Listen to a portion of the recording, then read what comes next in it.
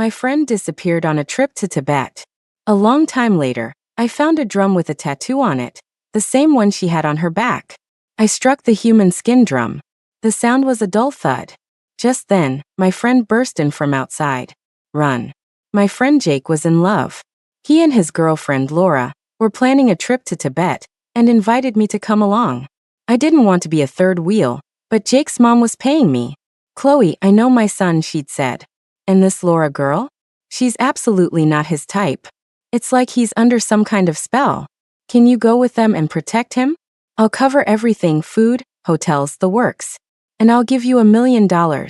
I glanced over at Jake, who was on the phone, laughing and practically tying himself in knots. His features were clear, his energy felt fine. There wasn't a single sign of him being possessed. It was just a classic case of goofy young love. Too bad for Laura though. With a mother-in-law from a family like that, she was in for a rough ride. I sighed and took the bank card. "Hey, it's not about the money," I said. "We're classmates. Protecting Jake is just what friends do. My name is Chloe, and I'm a freshman at South River University. I'm also the last living heir to the tradition of the geomancers. In ancient times, a geomancer was also known as a feng shui master. There's an old saying, the greatest geomancers read the stars, the good ones find the water's source, and the mediocre ones are a dime a dozen. Most of the practitioners you find these days are just your average feng shui masters. The ones who could truly master the art of stargazing and reading energy once served in the imperial court, working exclusively for the emperor. My ancestors, the Qiaos, were the directors of that bureau and the hereditary leaders of the Feng clan. I flew to Tibet with Jake, and Laura was already waiting for us at the airport. She was wearing a red dress with a silk scarf draped over her shoulders. The whole outfit was just tacky. But Jake looked absolutely starstruck. He walked right up to her with his arms wide open. "Laura, you look so beautiful today." Laura smiled and took his arm, but when she turned and saw me, her expression froze. "Chloe, what are you doing here?" She pinched Jake's arm, forcing a playful tone. "Did you really think we needed a third wheel on this trip?" I pulled a bank card out of my pocket and flashed it in front of her. "Consider it a message from Mom." Laura was speechless. Jake just gave a weak smile. "She's kidding. My mom insisted she come along." I couldn't say no. Outside the airport, Laura hailed a cab to take us to where we were staying. It was an old house in the Barker Street area of Nyanki, one of many ancient buildings with unusually low door frames. It stood right next to a temple, with colorful prayer flags fluttering in the wind. Laura explained that the distinctively low doors were designed to keep out what the locals call rolong. Rolong is the Tibetan word for walking corpse. Legend has it that when people who were evil or who starved to death die with deep regrets, their bodies can reanimate to finish their wicked deeds or search for the food they never got. Actually, a lot of the Chinese legends about reanimated corpses originated here in Tibet, Laura explained as she ducked through the low doorway. Jake followed her, his face full of admiration. "Wow, Laura, you know so much." Once we were through the low door, the inside opened up into a surprisingly large space. The living room had an antique, all-wood design.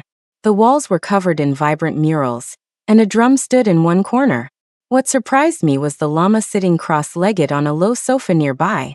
He had a round head and large ears, and was dressed in red lama robes, meditating with his eyes closed. "Master Danjia, my friends are here." Laura bowed respectfully.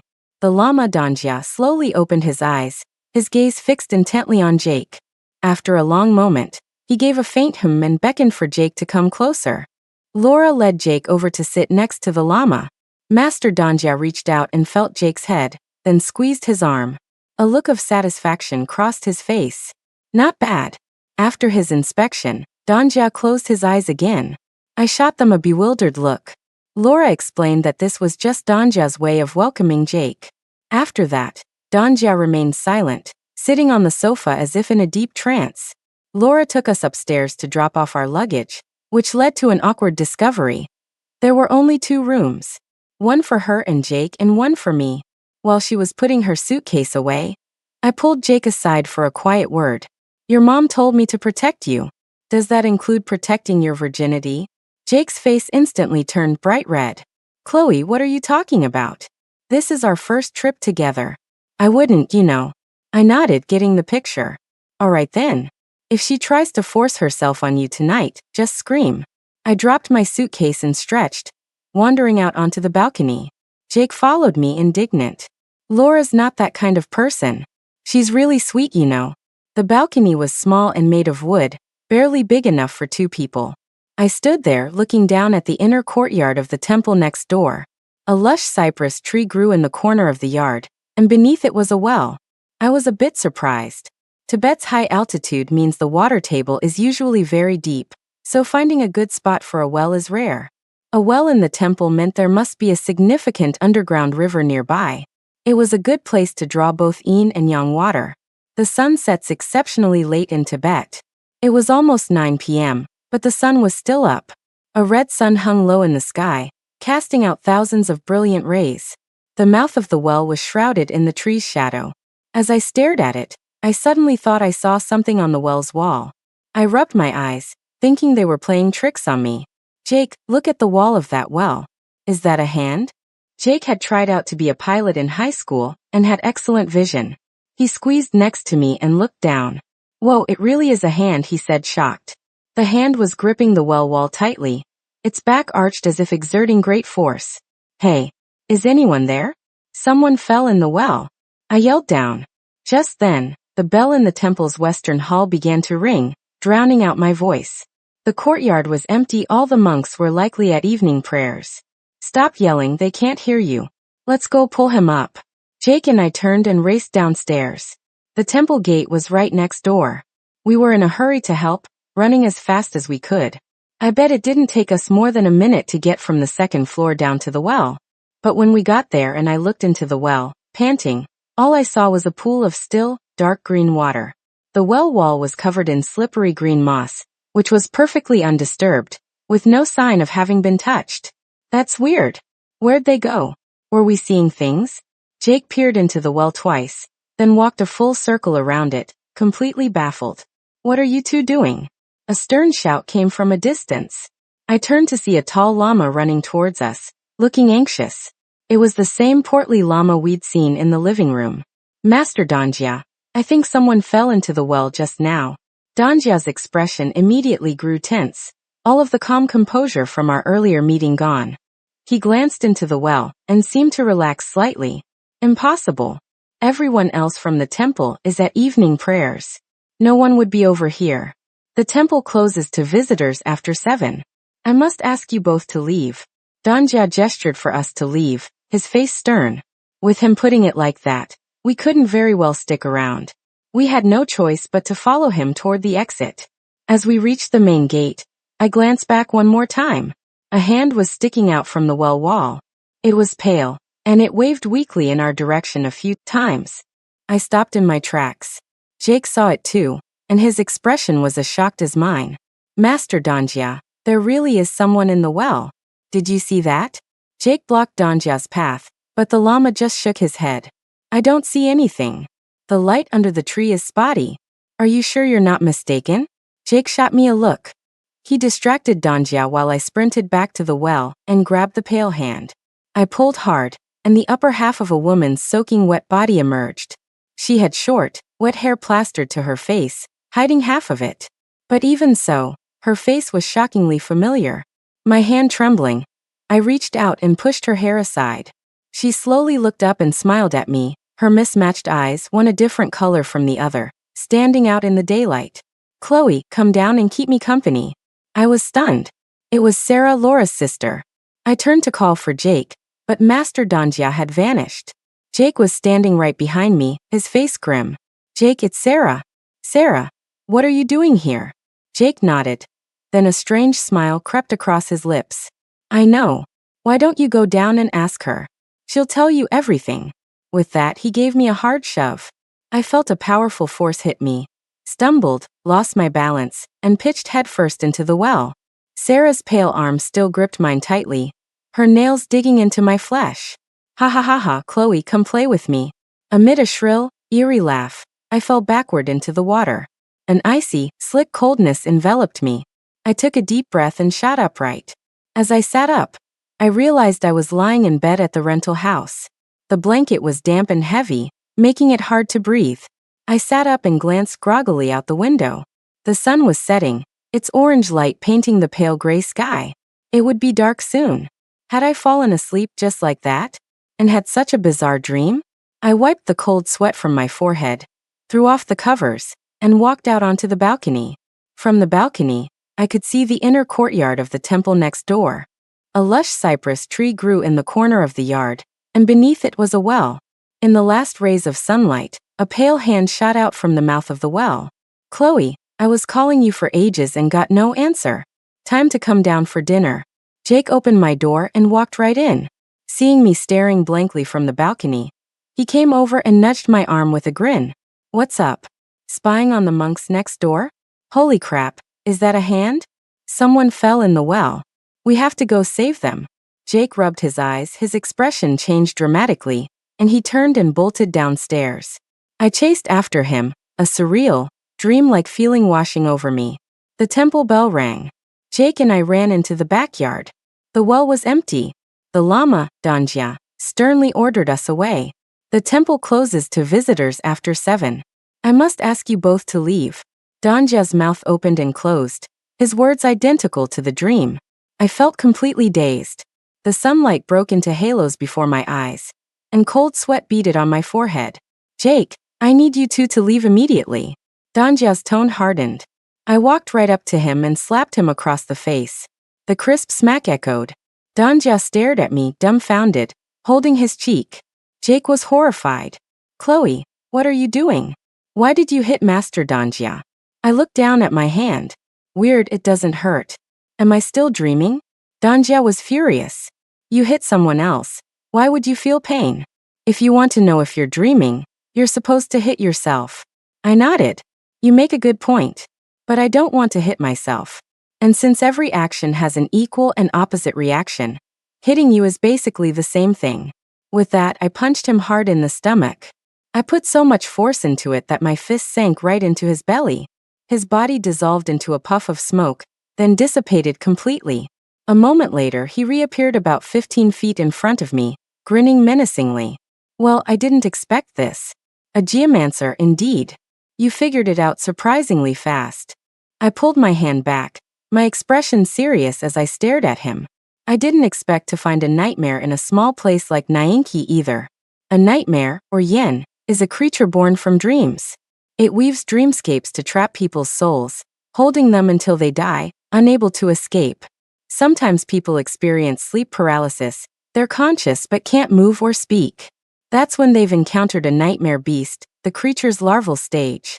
Most nightmare beasts are harmless, only able to trap a person for a few minutes before dissipating. But a true nightmare is a different story. There's a saying, 9 demons are no match for 1 nightmare. The conditions to create a nightmare are incredibly specific. You need a mass death event, the bodies must be intact, and the deceased's astrological charts must be entirely in. To create a nightmare, countless people must have died around here. Hey, you guessed it. But even if you know you can't escape, in a dream, I am a god. Danja raised his hands. His body was still a dense fog, his upper half hidden within it, making him look a bit like the genie from Aladdin's lamp. He was right. Nightmares are incredibly powerful, but they aren't without weaknesses. I sneered.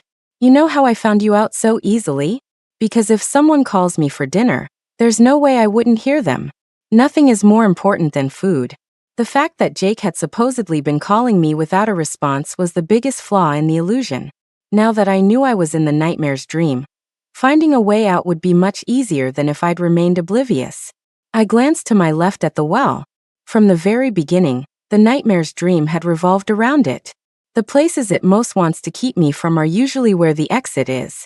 I leaped to my left and jumped straight into the well. Thump! My head hit a hard surface. The pain was sharp and clear. I sat up, clutching my head in a daze. Looking around, I was still in the guest room of the rental. The sun had completely set, and it was pitch black outside. I reached out and switched on the table lamp, its warm orange glow chasing away the darkness. I was confused. A nightmare, and that was it? I got out of bed and pushed open the door, only for my skin to crawl. The rental wasn't large. Upstairs, a single hallway connected the 2 rooms on either side. But now, that hallway stretched infinitely in both directions, lined with a dense, endless row of doors. The rooms had no doors, just dark, gaping holes. Paired with the sickly white light from the ceiling, it was enough to give anyone goosebumps. I felt a wave of exhaustion. This dream was like a Russian nesting doll, one layer inside another. Not even Inception was this crazy. I walked to the first room on my left. In the total darkness, a little girl sat alone on the floor, beating a drum. She looked about 5 or 6, with 2 pigtails bouncing as she moved. My big sister couldn't speak. I miss my big sister every single day. Have you seen my big sister? Can you help me find her? The little girl turned her head. Her eyes were completely black, the pupils filling the entire sockets. The drumstick in her hand was a human bone. As she spoke, she raised the bone and swung it violently at me. I dodged to the side and ran. I sprinted down the hall with the little girl chasing relentlessly behind me. I ducked into a room on the right. The girl stopped, looking at me hesitantly. "You come over here," she said. I shook my head and made a beckoning gesture with my finger. "Why don't you come over here?" The little girl grew more hesitant, biting her lower lip with a look of fear. "I can't. I'm scared of the old man in there." She clutched her bone tightly and slowly squatted down against the wall. The moment she squatted, a giant, purplish-black tongue shot out from the doorway of the next room. It wrapped around the little girl and dragged her inside. The girl let out a piercing scream, dropping the bone. A moment later, a sickening crunch sound of chewing came from the dark room. My courage instantly evaporated. Just then, a grating, nails on a chalkboard sound scraped from behind me. The hair on my back stood on end. I slowly, stiffly turned my head. The lights flickered on. The back wall of the room was a giant blackboard. A white-haired old man stood before it, holding a piece of chalk. I took one look at what was on the board and held my breath. It was a calculus problem. "Solve this problem, and I'll let you leave," the old man said, waving his hand. The doorway behind me vanished. I was surrounded by walls and blackboards. No wonder the little girl was terrified of this place. I couldn't believe it. It was summer vacation, and I was still being tormented by advanced math. I walked reluctantly to the blackboard and picked up the chalk, staring at the problem for what felt like an eternity. A person only has so much mental energy. Since I spend so much of it fighting demons, my academics have suffered a little. I'd only scored a 60 on my calculus final, just barely passing. And everyone knows what a 60 means in college. Seeing my miserable expression, the old man snorted. "When you're solving a problem, think about the creator's intent." I gripped the chalk tighter. His intent was to kill me. The old man's face immediately hardened. Just as things were about to get ugly, a surprised voice came from behind me. "Chloe, what are you doing here? Did you get eaten by that monster too?" It was Sarah. She walked in holding a book, a look of complete surprise on her face. I was just as stunned. "It really is you. Weren't you in Sichuan? What are you doing here?" Sarah walked up to me, took the chalk, and solved the calculus problem in a few quick strokes. Then she wrote an even harder probability question on the board. Now it was the old man's turn to stand there pondering. Sarah pulled me aside to talk. After she explained what happened, I was shocked. "What do you mean? The soul inside Laura is someone else? From an ancient tomb? That's impossible. A soul carries a person's memories. If it was an ancient spirit from a tomb, how would it know about things from your childhood?" Sarah hung her head, looking dejected. "I don't know, but she is definitely not my sister. Not long after you guys left, she brought me to Tibet, pushed me into that well, and I've been trapped here ever since." The nightmare had woven this dreamscape, trapping countless souls. Behind every door was a soul it had consumed. Then, like raising fighting insects, it made these souls attack each other. The ones who died with powerful resentment or were inherently evil would transform into various monsters. Every so often, a particularly powerful monster called a chi would evolve, which was a great source of nourishment for the nightmare. After the nightmare devoured the chi, its power would grow stronger. The monster that had just eaten the little girl was on the verge of evolving into a chi. That little girl was a tragic case, you know? Back in the day, high-ranking lamas in Tibet would use human skin drums as ritual instruments. These drums were made from the skin of girls under 16. To maintain their purity, the girls were forbidden from hearing or speaking profanities, and were kept from the pollutions of the world. Their eardrums were pierced at birth, and their tongues were cut out. They were deaf and mute from childhood. And the skinning process, they did it while the girls were still alive. It's just too cruel. Sarah chattered on, telling me all sorts of things. But my mind was stuck on what she'd said earlier. This soul was from an ancient tomb in Sichuan, a tomb belonging to the Chiyu tribe. It must have used some secret art to extract the memories from Laura's soul. It lured Sarah to Tibet just to push her into the well. So why did it bring Jake here? Wait a minute, Jake. Jake must have had some spell cast on him by that demoness. He could be in danger. I started to panic. I bit the tip of my tongue and smeared the blood on my eyelids, then recited the heart-cleansing mantra. Slowly, the walls and the blackboard in front of me faded away. Jake's room appeared before me. He was pacing impatiently, glancing at his watch every few seconds. Chloe really sleeps like a log. I've been calling her forever, and she's not waking up. Laura let out a soft laugh and walked over, wrapping her arms around his waist. Then just let her sleep. It's not like we have anything to do tonight anyway. Jake irritably pushed her arms away. No way. Chloe hasn't had dinner yet. She can't miss a meal. Something feels really off today. I have to go check on her. Jake walked through the hallway. For a second, he almost walked right past me. I yelled out in desperation, Jake. Get the lightning-struck token out of my pocket. Jake froze, looking at the empty air in disbelief. His astrological chart is special. All 4 pillars are yang, he's a virgin. And his fate is one of mutually reinforcing power and authority.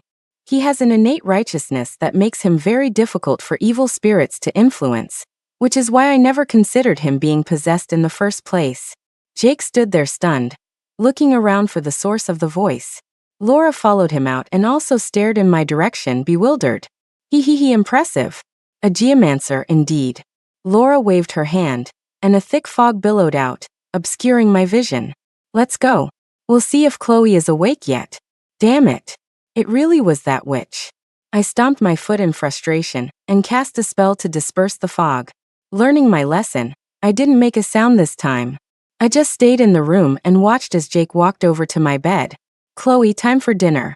We're having stone pot chicken and roasted pig's feet. Jake whispered in my ear a few times, but my body didn't stir. My soul, however, was already drooling.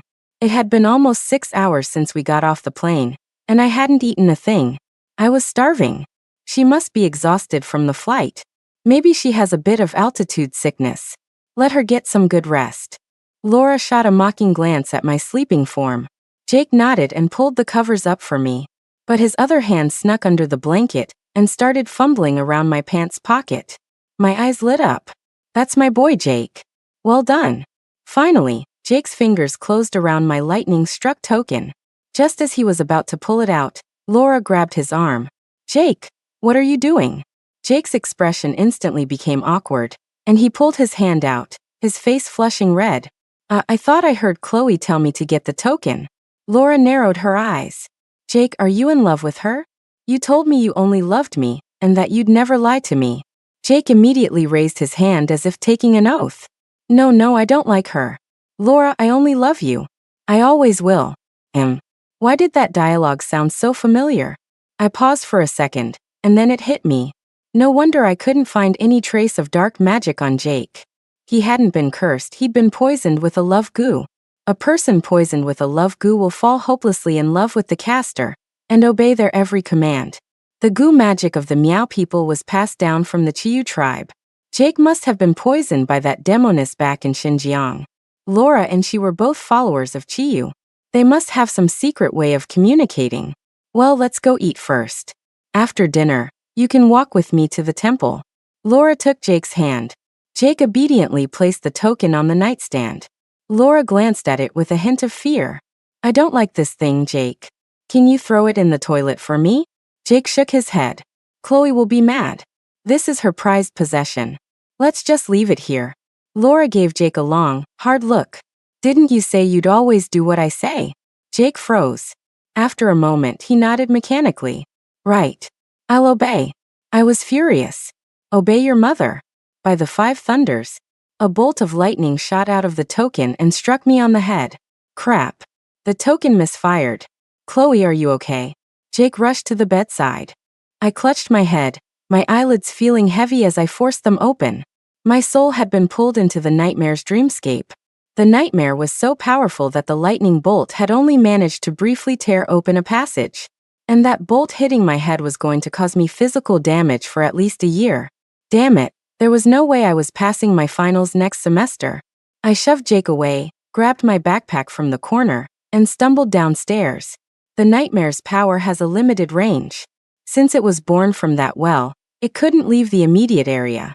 If I could just get far enough away, it wouldn't be able to do anything to me. Laura obviously realized this too. She chased after me furious. Jake, stop her. Chloe, where are you going? Jake followed behind me anxiously. I took the stairs 3 at a time and bolted out of the house. But it wasn't long before I started to falter. Have you ever tried running in Tibet? A few dozen steps and you feel like you've just finished an 800-meter race. Your lungs feel like they're about to burst, and your vision keeps going black. The air outside was cool and refreshing. A light breeze blew as I tried to keep my head clear, moving in slow motion away from the house. Jake was in even worse shape. His lung capacity was greater than mine, making him more susceptible to altitude sickness. After just a few steps, he was bent over with his hands on his knees, gasping for air. Chloe, wait for me. Jake staggered along, moving as slowly as an old man. I was staggering too, glancing back every so often. Laura wasn't following. It looked like she'd gone next door to get backup. Once those llamas arrived, Jake and I would have no chance of escaping. Sure enough, speak of the devil, the lights at the temple gate flickered on in the distance, and a group of red-robed llamas emerged. I felt a surge of panic. At that critical moment, a vehicle passed by, its blinding headlights nearly blinding me. I ran into the middle of the road, holding up a wad of cash. Taxi! Screech. The vehicle screeched to a halt. I got a good look and saw it was a small 3-wheeled cart. A goat was standing in the back. A weather-beaten man looked at us, stunned. What are you two doing? I shoved the wad of cash into his hands and dragged Jake into the back of the cart. Go fast. My mom's trying to sell me off to some old guy. The man was instantly filled with righteous indignation and stomped on the gas. Damn it all. What century is this? People are still doing arranged marriages. Put put put put put. The 3-wheeler chugged across the open plateau, its engine roaring. Jake and I huddled together, hugging our knees, staring at the goat. Chloe, I have to go back. Laura is waiting for me. I shot him a dark look. Go back for what? Are you in a hurry to die? I opened my backpack. Goo is a special kind of witchcraft. The worm enters the body and hides in the heart or brain, leaving no external trace of any dark energy. There are plenty of remedies for goo poison listed in the Compendium of Materia Medica, but the herbs are hard to find. I also know a Miao shamaness named Hua Yuling who can break most goo curses, but she was too far away to be of any help now. After thinking for a moment, I had no choice but to pull out my lightning-struck token. Well, I'm not the only one failing next semester. A bolt of lightning shot out. Jake howled and clutched his head. Are you clear-headed now? Still want to go back to your Laura? Silence. Jake was motionless, still holding his head. Oh no, was the bolt too strong? Did I fry his brain? I frantically tried to pull his hands away, but he took the chance to grab my hand. Chloe, I don't like Laura. I like. Hey kids, we're at my village. The man parked the cart. Before us was an ancient village, its houses mostly built from stone. He parked the 3-wheeler in front of a temple, pulled one bill from the wad of cash I'd given him, and awkwardly tried to hand the rest back. Sorry, my house is small. No room for guests. This is a temple. Lots of tourists come here. They have guest rooms next door. Travelers usually stay there. The man drove off on his 3-wheeler, putt-putt putting away. Jake and I walked up the steps and into the temple. The mountain village was exceptionally quiet at night. The moon seemed incredibly close. Tree shadows danced on the ground, and the occasional crow of a rooster or bark of a dog broke the silence. I walked with my head down, my mind consumed with thoughts of Laura. Why did she go to such lengths to bring Jake to Tibet? What was her connection to the demonists in Xinjiang? Ever since Sichuan, it felt like everything was connected to Chiyu. For once, Jake was quiet too. We knocked on the main gate, explained our situation to the temple staff, and a llama led us to a room nearby. The guest room was on the second floor. I put my backpack down and walked to the window to look down. You've got to be kidding me. A small car had pulled up outside the temple gate. The doors opened, and out stepped Laura and 3 llamas. Perhaps sensing my gaze, Laura looked up. I immediately ducked down, pulling Jake with me. He crouched beside me, confused. Laura's here, I whispered. Damn it. Jake cursed under his breath. What do we do now? I quickly scanned the room. There was a wooden bed and a cabinet in the corner. It wasn't a big space. I opened the door, ran across the hall to the opposite room. Its window faced west, looking out onto a dense forest. I opened the window, took off my shoes, and made a few footprints on the windowsill. Then I grabbed a random object and tossed it out. Clang. The sound was sharp in the dead of night. After setting the scene, I ran back to our room and pulled Jake under the bed with me. Sure enough, a moment later, a series of hurried footsteps echoed up the stairs. They ran. After them, 2 people ran down the stairs and out of the building. Laura switched on the light in the hallway, checked the room across the hall, and then came into ours. I can't believe she even broke through the nightmare's dreamscape. An old man's voice spoke up. Laura snorted. That was hardly a nightmare. It was just a slightly more advanced nightmare beast, a far cry from the real thing. I told you, you need the lives of at least 100,000 people to raise a true nightmare. What kind of garbage have you been throwing into that well to placate me? Times have changed. A single human life is a big deal now, not to mention finding people with charts is difficult, the old man grumbled, sitting down on a nearby sofa. The 2 of them chatted intermittently. The more I listened, the more horrified I became. This soul-possessing Laura was a subordinate of someone named Hung Nu. Hung Nu was Chiyo's high priestess, and she had come to Tibet seeking a way to resurrect him. She had once come very close to succeeding, but then the Tang imperial court arranged a marriage alliance with the Tibetan Empire, and Princess Wencheng arrived in Tibet. What no one knew was that Princess Wencheng was also a geomancer. She established 12 temples in Tibet. On the surface, they were monasteries, but in reality, they were the 12 immovable nails, meant to suppress the demoness. The Tongka painting of the Tibetan demon suppressing diagram is still on display in a museum. For all these years, the descendants of the Chiyu tribe had been secretly infiltrating Buddhism to rescue Hung Nu. Those ritual objects made of human bones and skin were actually demonic artifacts, all created to destroy the magical formation. What an incredible, long game they were playing. I clenched my fists in righteous anger. Suddenly, I felt something tickle my calf, followed by a faint squeak, squeak. A mouse crawled over my leg, then scurried under the hem of Jake's shirt, popping its head out at his collar. Jake sucked in a sharp breath. I shot him a look, silently telling him to stay calm. The next second, the mouse ducked back into his shirt and started crawling toward his crotch. Jake couldn't take it anymore. Oh crap! He yelled, scrambling out from under the bed. I crawled out after him, furious. You useless idiot! Laura looked at Jake with mild surprise, then sneered. The goo wore off that quickly, huh? She gave the llama beside her a look and suddenly rattled off a long string of Tibetan. They were discussing how to deal with us right in front of our faces, and we couldn't understand a word. How infuriating. Jake let out a cold laugh. It's okay, Chloe. We can talk in English to humiliate them. One of them was an ancient soul, the other an old llama. Neither of them would know English. Blah blah blah. I think gibberish, okay? I fell silent. Is it possible you're the one humiliating me? Laura started laughing. Chloe, he said you two should split up and run. I snorted. Run? Why would I need to run?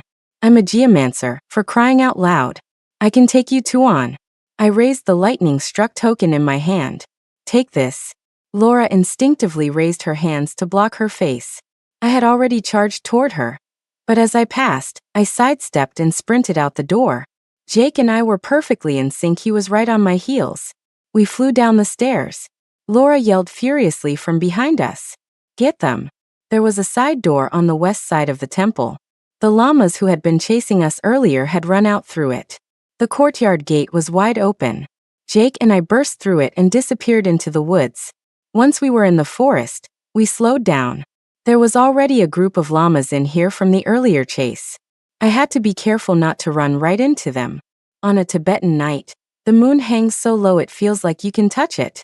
Jake and I held hands, carefully sticking to the edge of the woods. The forest was filled with prayer flags. Some were tied high up in the treetops, while others were strewn carelessly on the ground, easy to trip over. Jake stumbled and fell with a muffled grunt. I crouched down beside him. The thing that tripped him looked familiar. I picked up the semicircular object and held it up to the moonlight. It was a human skull. Its empty eye sockets stared at me, and maggots crawled inside. I tossed the skull away in disgust. "Who's there, Gambu?" A voice called out from nearby. Jake and I jumped, looking around frantically. I pointed to a tree trunk. "Climb." Jake nodded, placed his hands on the trunk, and crouched down, motioning for me to climb onto his shoulders. I didn't hesitate, stepping right up. He wobbled to his feet, and only then did I realize something was off about the tree. It had a thick trunk, and about 6 feet up, it split into 3 massive branches. Right where the branches met, something was tied up with cloth strips. I scrambled up the trunk. Jake found his own tree to hide in. As I sat cross-legged on a branch, the silvery moonlight illuminated the object across from me perfectly. It was a wooden box, about half the height of a person. It was so old that there were several holes in its surface.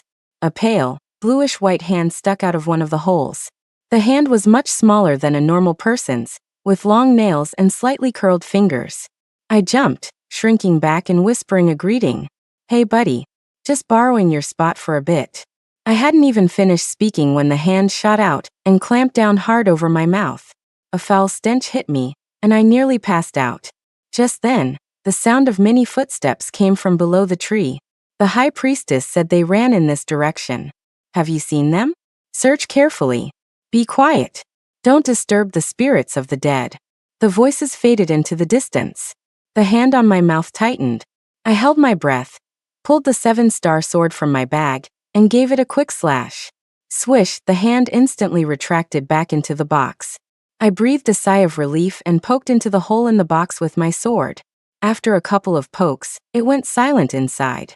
Once the llamas were gone, I jumped down from the tree and walked to the large tree nearby, keeping my voice low. "Jake, come on down." "Jake, didn't you hear me? You didn't fall asleep, did you?" I looked up into the branches. There was something tied up there too, but it wasn't a box. It was a bundle of torn blankets. A small boy was sitting on Jake's chest, his hands wrapped around Jake's neck. Jake was being strangled, his eyes rolling back in his head, his arms hanging limply at his sides. I panicked and threw my 7-star sword upwards. The blade sliced through the boy. He let out a strange shriek and darted back into the bundle of blankets. Jake fell straight to the ground. Cough, cough, cough. Jake pushed himself up and told me we needed to get out of this forest, fast. It's a special custom in Nyanki called tree burial. They put the bodies in wooden boxes or barrels and tie them to tree trunks. Damn it, that little ghost almost choked me to death. I looked up. Sure enough, every tree trunk had a bundle tied to it. Some of the thicker trees had several wooden boxes hanging from them like grotesque fruit. According to local custom, the souls of children who die young are pure. By tying them to a great tree, they can be reborn as strong and sturdy as the tree itself in their next life. Unfortunately, the type of tree mattered. Some of these were locust trees, which are extremely mean.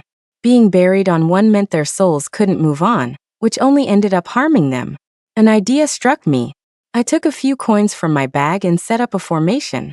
It was called a soul guiding array. Since there were so many little ghosts here, I might as well lead them out to keep those llamas busy. Jake and I then circled around to the very edge of the forest and left, walking under the bright full moon. We walked all night. Just as the sky was beginning to lighten, we finally reached a main road. We flagged down a large truck that took us into the city. Jake and I found a restaurant, ordered food, and began to devour it. "Chloe, what do we do? Should we just go home?" I glared at Jake, my mouth full of chicken. "No way. I've never been humiliated like this before." Jake's brow furrowed. "But there are so many of them, and it's just the two of us. If we face them again, it'll just be another great escape like last night." "Hey, you call that so many? Watch this. I can summon a few hundred people for you right now." I pulled out my phone. "Hello 911? I'd like to report a major homicide case. A serial killer dumping bodies." Yes, I saw it with my own eyes. The well is overflowing with corpses. They're packed in there. Jake. After eating, we hailed a cab and swaggered right back to our rental on Barker Street. Laura was standing at the entrance of the temple next door, speaking quietly to a lama. The lama suddenly fell silent and looked in our direction with surprise. I gave a little wave. Well, hello there. Laura narrowed her eyes. Chloe, you dare to come back? You've got some nerve. I sidestepped. Officers, it's them. The murderers are in the temple. Seeing the swarm of police cars pulling up behind us, Laura was completely stunned. She turned and ran into the temple. A tall, handsome officer in uniform walked over to me. Are you the one who called this in? I nodded. There are a lot of bodies in that temple well. All those lamas are suspects. I led the police into the temple. Laura's nose was practically twisted with rage. This is a dispute between occult practitioners, Chloe. You have no honor. My power is already beyond the rules of this mortal world. Bringing them here won't do you any good. A few of the nearby officers chuckled softly. What are you guys doing shooting a movie? One of the tall officers, holding a body camera, walked over to the well and started filming. This is the spot where you said the bodies were dumped? Laura nodded, a strange smile on her face. That's right. Right here. Want to go down and have a look? Her dark eyes seemed to become a vortex. All the police officers stared at her blankly. A moment later, they collapsed, one after another. A short while later, the officers got back up, shaking their heads and looking at me with annoyance. Pull a stunt like this again, and we'll arrest you. Filing a false police report is illegal. The police turned to leave. I was about to go after them when my knees buckled, and I fell to the ground. Just before my eyes closed, I remembered. Crap. I forgot about the nightmare. When I opened my eyes again, Jake and I were back in the rental house. He was standing in the hallway, looking completely lost. Chloe, I think I just had a very, very long dream. I sighed. What happened before wasn't a dream. This is. Jake turned and stared at the hallway that stretched out to infinity, his eyes wide with terror. I calmly reassured him. Don't worry. Just hit my head with a bolt of lightning, and we can get out of here for a bit. And when we get out, I'm going to kill that bitch. I muttered a spell and then shouted, by the 5 thunders. When I opened my eyes again, I found a llama carrying me, just about to toss me into the well. A flash of lightning lit up the mouth of the well. Splash. I was plunged into the icy water, which rushed into my nose. I gasped, coughing violently. Laura peered over the edge of the well. This nightmare beast is getting more and more useless, she said, surprised. I thrashed in the water, a wave of fury rushing to my head. If I hadn't been so decisive, if I'd woken up just 1 minute later, that witch would have drowned me. In my extreme anger, I stopped caring about the cost. I gritted my teeth, bit down hard on the tip of my tongue, and smeared the blood onto my token. Laura, do you know what real divine power is? Laura sneered. Ah, you're in this state, and you think you have any new tricks up your sleeve? Bring it on. A lowly geomancer like you, let's see what you've got left. The power to turn you to dust. I closed my eyes and began to chant. By the heavenly emperor's decree, I summoned the thunder gods. Reaching to the infinite above, grasping the underworld below. Come to my altar and heed my command, execute the evil spirits. Let this talisman's order be carried out with fiery haste. As I chanted, tears welled in my eyes, partly from the pain, and partly from the heartbreak. My Heaven's Wrath talisman. I'd used it twice in just a few short months. Damn you to you. At the temple gate, the tall police officer who had just left turned around and came back. Where's that young woman who reported the crime? You forgot to sign your statement. What is that? Holy crap. A dense web of lightning descended from the sky, blanketing half the temple. Officer, I'm at the bottom of the well. Help me. Laura collapsed to the ground. More than half of the temple's lamas had fled. Master Danjia, possessed by the nightmare, had already dissipated into a cloud of smoke. Under the heavenly tribulation, all the souls trapped in the nightmare's dreamscape vanished along with it. For them, it was a release. I treaded water, yelling. Jake stood up and was the first to rush to the well's edge. Curious tourists started to wander in from outside, their eyes wide with shock. Officer, what crime did this person commit to deserve being struck by lightning? Is this some new kind of weapon? The police officer was speechless. He shooed the onlookers away and called for his team to return. A rope was thrown down. I grabbed it, but as I was about to climb, I noticed another tunnel sloping downwards next to the water line. I told the police about it. They sent 2 officers down with me. As we crawled into the passage, we all fell silent. It opened into a vast, empty space that stretched under the entire temple. The ground was covered with a dense pile of bones. On top of the pile lay a fresh corpse. It was Sarah. The horrific case sent shockwaves through all of Tibet. Because of its exceptionally brutal nature and the high number of deaths, the specific details were never released to the public. Laura was also brought in. When she was taken to the police station, she looked completely bewildered. I feel like I've just woken up from a very, very deep sleep. I don't know anything. After a few questions, I realized she was the real Laura. Her soul must have been suppressed within her own body by the witch. Normally, a body can only contain one soul. No wonder the witch knew all of Laura's memories. I had no idea what kind of secret art she had used. The witch from the ancient tomb had been completely annihilated by the lightning. To protect Laura, I could only say that I had accidentally fallen into the well. The lamas in the temple confessed to the murders. Laura was released and decided to stay in Tibet to handle her sister's funeral arrangements. Jake and I didn't dare to stay in Tibet any longer. We bought plane tickets and prepared to leave. The night before our departure, the tall police officer came to find me at the rental. His name was Dorj. He'd only graduated from the police academy 2 years ago, and was still full of curiosity, not as rigid as the older officers. I told him the truth. He was silent for a long time. This sect has been part of Buddhism for many years, and is very powerful. It's probably a good idea for you to leave as soon as possible. Buddhism was originally about saving all sentient beings, founded on compassion. But it had been co-opted by followers of the Chiyu tribe, who had forcibly inserted parts of their sacrificial culture into it. They used human skin and bones as ritual instruments, promoted all sorts of outlandish doctrines, and attracted a large number of die-hard followers. It wasn't until after the serfs were liberated that the practice of using corpses for ritual objects became less common. But there were still some fanatical believers who willingly offered their bodies. We talked for a long time. The next day, Dorj personally drove us to the airport. The scenery on both sides of the road was beautiful, a vast sky, rolling clouds, and endless grasslands dotted with nameless wildflowers.